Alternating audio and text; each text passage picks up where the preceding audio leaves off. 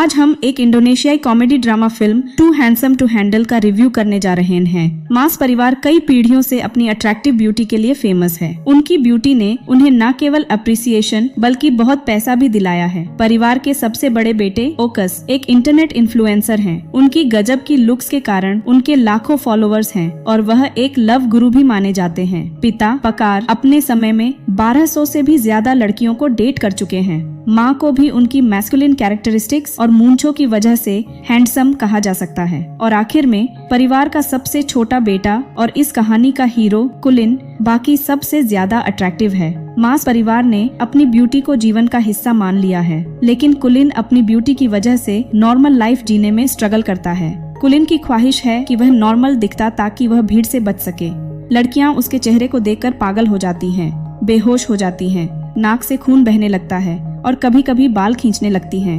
बेचारा कुलिन, इस वजह से उसने कभी किसी लड़की से ट्रू रिलेशनशिप नहीं बनाया। वह पब्लिक प्लेसेस पर जाने से बचता है और अब तक होम स्कूलिंग कर रहा है। कुलिन के पास कोई दोस्त नहीं है जिससे वह बात कर सके सिवाय उसकी पालतू मछली के।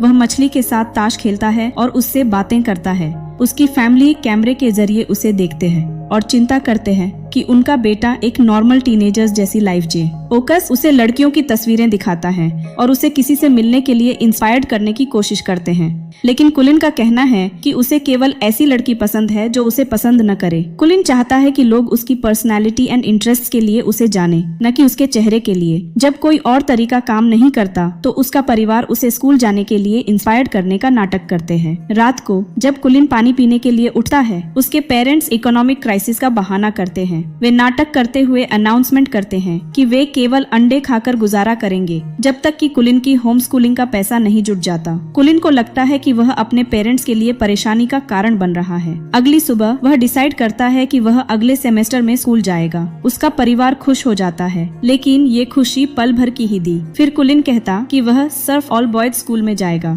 हालांकि वे चाहते थे कि वह लड़कियों से बात करना सीखे, लेकिन वे इसे एक पॉजिटिव कदम मानते हैं। कुछ दिनों बाद कुलिन का स्कूल का पहला दिन आता है। ओकस उसे बाइक पर छोड़ने जाता है, लेकिन कुलिन अपने हेलमेट को नहीं उतारने का डिसीजन लेता है। वह सोचता है कि इससे उसका चेहरा छिपा रहेगा, लेकिन यह प्लान उल्टा पड़ जाता है क्योंकि हेलमेट उससे ज्यादा ध्यान खींच लेता है। कुलिन आखिरी सीट पर चुपचाप बैठ जाता है, लेकिन क्लास का बदमाश सिडी और उसके साथी उसे बुलाते हैं। टीचर क्लास में आती है और हेलमेट देकर हैरान हो जाती है। वह कुलिन को इसे तुरंत उतारने का ऑर्डर देती है। मजबूर होकर कुलिन हेलमेट उतारता है और उसका खूबसूरत चेहरा सामने आता है। अगले सीन में टीचर को एम्बुलेंस में लोड किया जा रहा है।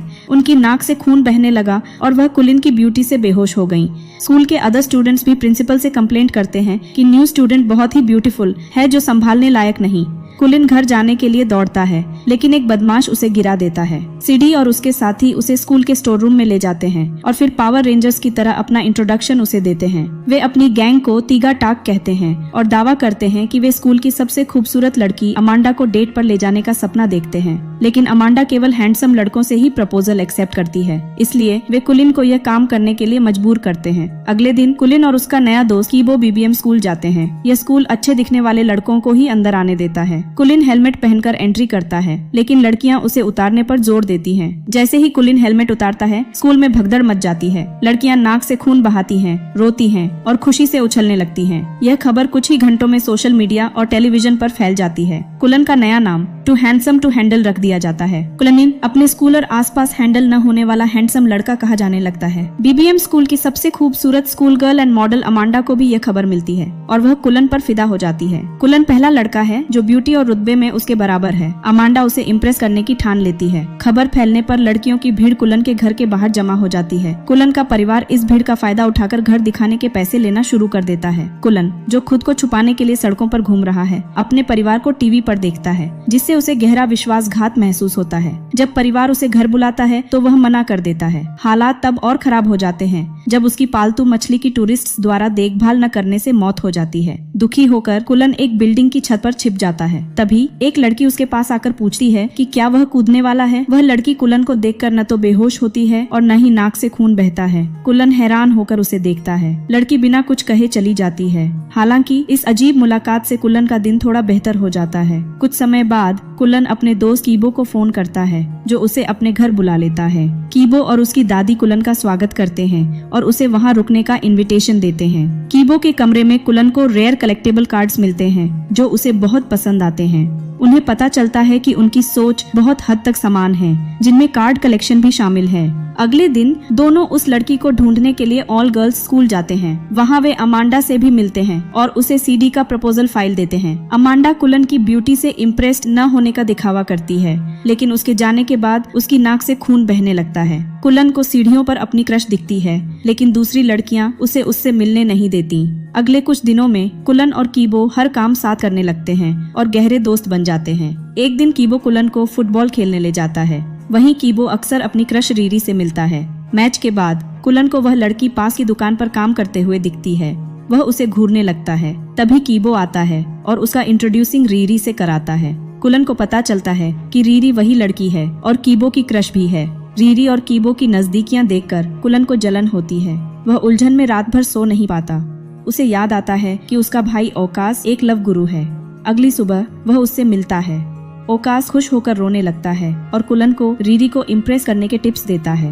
कुलन अपने परिवार को माफ कर देता है, क्योंकि उनके कारण ही वह रीरी से मिला। अमांडा कुलन को अपने बर्थडे पर बुलाती है और उसे एक फोन गिफ्ट करती है। बाद में कुलन, कीबो और रीरी कराओके जाते हैं। कुलन रीरी के साथ गाना गाने पर खुश होता है, लेकिन रीरी का पूरा ध्यान कीबो पर रहता है। जलन में कुलन रीरी से पूछता है कि क्या उसे कीबो पसंद है। शुरुआत में वह मना करती है, लेकिन जब कुलन झूठ बोलता है कि कीबो अमांडा को पसंद करता है, तो रीरी की इम्प्रेशन उसकी सच्चाई जाहिर कर देते हैं। पार्टी में रीरी देखती है कि अमांडा कीबो को किस कर रही है। ये देख रीरी का दिल टूटता है और वह पार्टी से भाग जाती है। बाद में कुलन उससे अपने प्यार का इजहार करता है, लेकिन रीरी उसे सिर्फ दोस्त मानती है। कुलन को अपने प्लान से कुछ हासिल नहीं होता। बुली भी कीबो को अमांडा के साथ देकर मारते हैं। कुलन डर से कुछ नहीं करता। वह कीबो को घर लाकर उसकी देखभाल करता है। तभी उसे अपनी गलती का एहसास होता है। गिल्ट से भरा कुलन कीबो से अपनी सभी गलतियां के लिए माफी मांगता है। कीबो शॉक्ड एंड हर्ट होता है। वह कहता है कि अगर उसे पता होता कि कुलन भी रीरी को पसंद करता है, तो वह उसे छोड़ देता। कीबो कुलन को घर से जाने को कहता है। कुलन अपने परिवार के पास लौटता है। उसकी माँ उसे समझाती है